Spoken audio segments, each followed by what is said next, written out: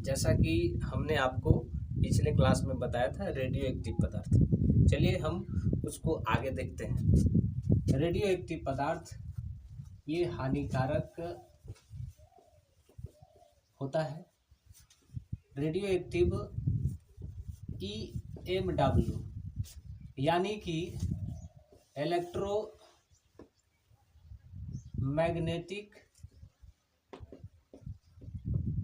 Wave होता है।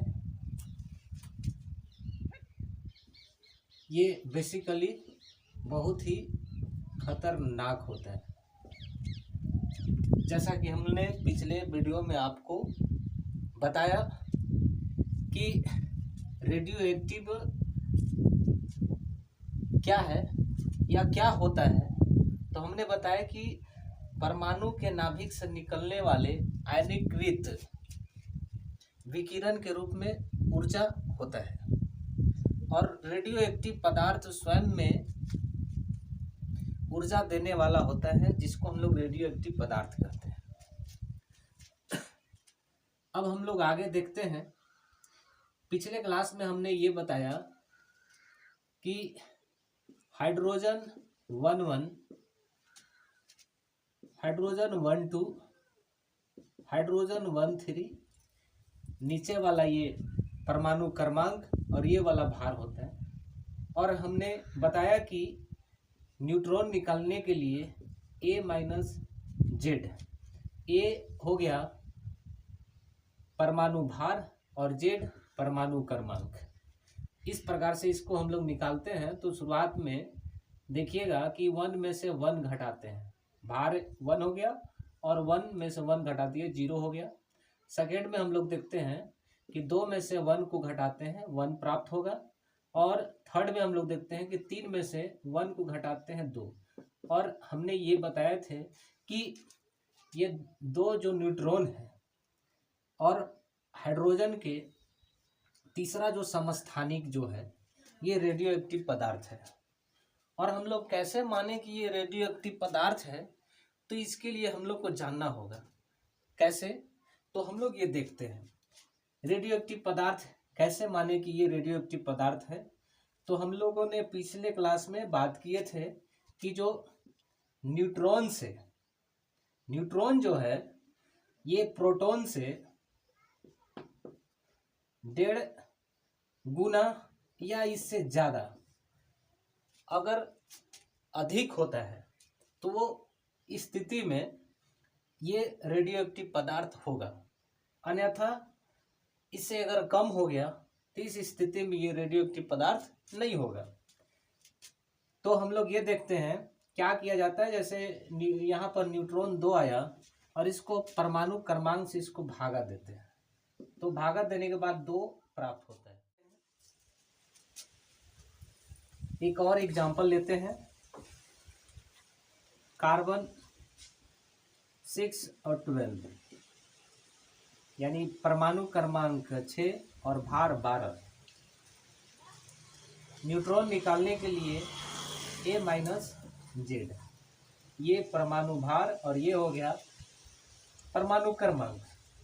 परमाणु भार 12 और क्रमांक 6 घटाने के बाद 6 प्राप्त होता है। 6 को परमाणु क्रमांक से इसको भागा देना है। भागा देने पर 1 प्राप्त होता है। और इसी तरह से कार्बन के दूसरा समस्थानिक कार्बन C6H14 को लेते हैं। तो इसमें क्या करेंगे कि 14 में से 6 को घटाते हैं 8 प्राप्त होता है और 8 को 6 से भागा देना है। भागा देने पर 1.33 प्राप्त होता है। एक्टिव रेडियो एक्टिव की प्रकृति हम लोग इसमें देखेंगे। नाभिकीय संयंत्र में कंक्रीट वाला दीवार ये है और दाहिने सिरा पॉजिटिव टर्मिनल और बाएं सिरा निगेटिव टर्मिनल। और यहाँ पर यूरेनियम 92-35 को दहन किया जाता है। दहन के दौरान इसके अंदर से निकलने वाले अल्फा, बीटा और गामा किरण, इसमें से जो अल्फा किरण होता है ये निगेटिव टर्मिनल की ओर गमन करता है, अल्फा पॉजिटिव होता है। और जो बीटा किरण पॉजिटिव की ओर गमन करता है, बीटा किरण निगेटिव होता है। और वही गामा किरण सीधे ऊपर निकल जाता है, क्योंकि इसमें कोई आवेश नहीं पाया जाता है। गामा किरण, इसकी आवृत्ति काफी हाई होती है। दूसरा हम लोग इसमें देखेंगे कि इसका भेदन क्षमता काफी अधिक होता है और ये हमारे शरीर को भी भेद देता है। और इसमें गामा किरण जब फोटोग्राफिक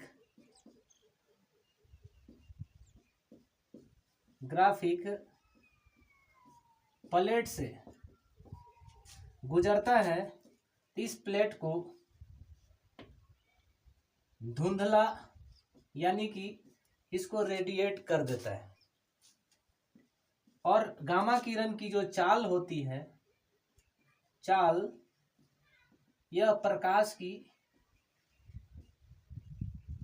चाल के बराबर होता है, यानी 3 × 10⁸ मीटर प्रति सेकंड। आगे हम देखते हैं कि इससे जो निकलने वाला अल्फा, बीटा और गामा किरण, इसका व्यवहार किस तरह से होता है।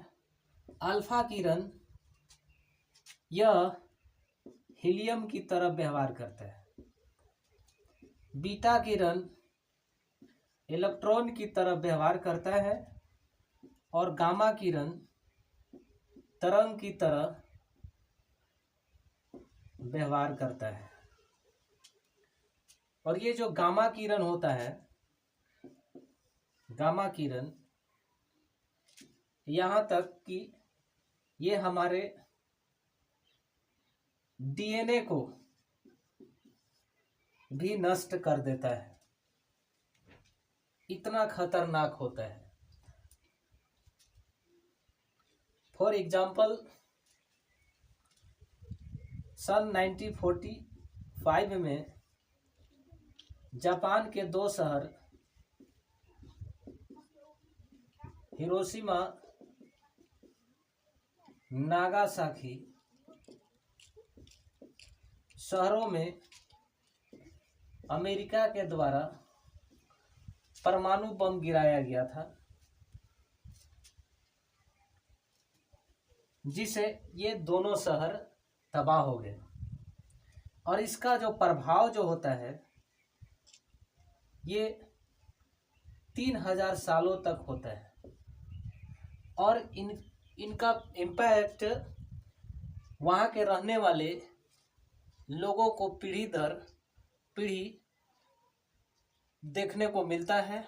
उसके आनुवांशिक डीएनए जो होता है उसमें बदलाव आ जाता है।